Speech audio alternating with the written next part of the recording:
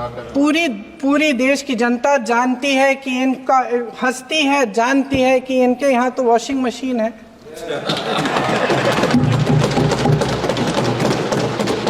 तो यहाँ से वहाँ जाता है, वो धुल जाता है।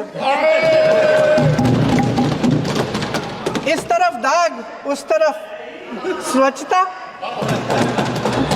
और मेरे कई ऐसे साथी हैं जो इस तरफ होते थे उस तरफ चले गए,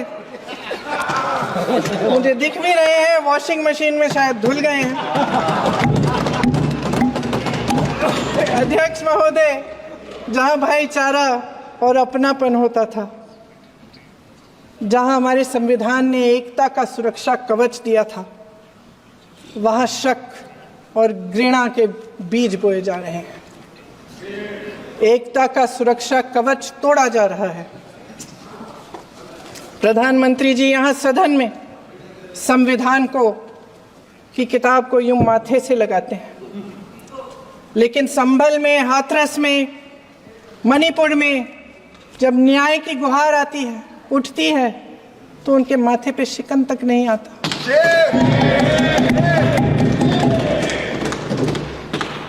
शायद समझ नहीं पाए हैं कि भारत का संविधान संघ का विधान नहीं है।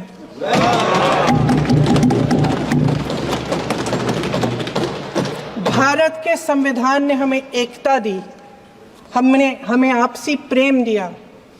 उस मोहब्बत की दुकान जिस पर आपको हंसी आती है, उसके साथ करोड़ों देशवासी चले। करोड़ों देशवासियों के दिल में एक दूसरे के लिए प्रेम है, घृणा नहीं है।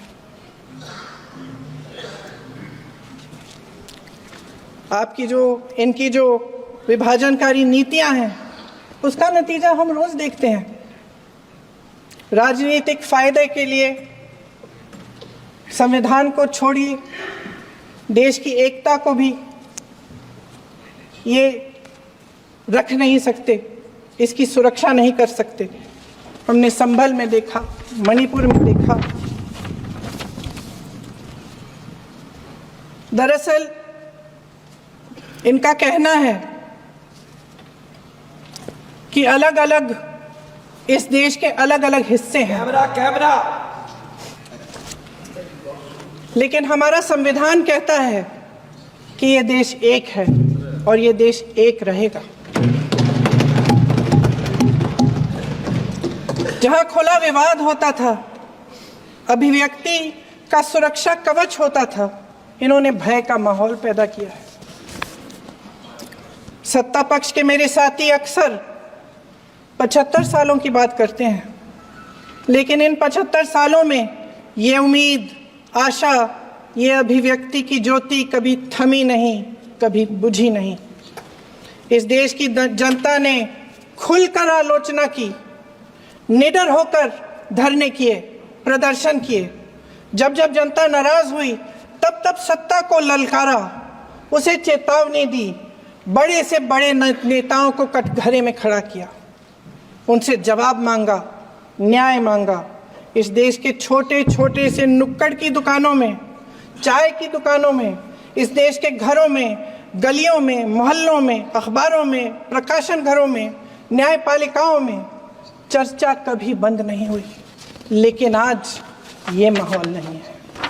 आज जनता को सच बोलने से डराया जाता है, धमकाया जाता है। पत्रकार हो या विपक्ष का नेता हो या किसी यूनिवर्सिटी का प्रोफेसर हो, छात्र संघ हो या कर्मचारियों का संगठन हो, सबका मुंह बंद कराया जाता है। किसी पे ईडी, किसी पे सीबीआई, किसी पे इनकम टैक्स, फर्जी मुकदमे लगवाए जाते हैं, जेल में डाल दिया जाता है, विपक्षी नेताओं को जेल में डाल दिया जाता है, उनको सताया जाता है। किसी को नहीं छोड़ा इस सरकार ने।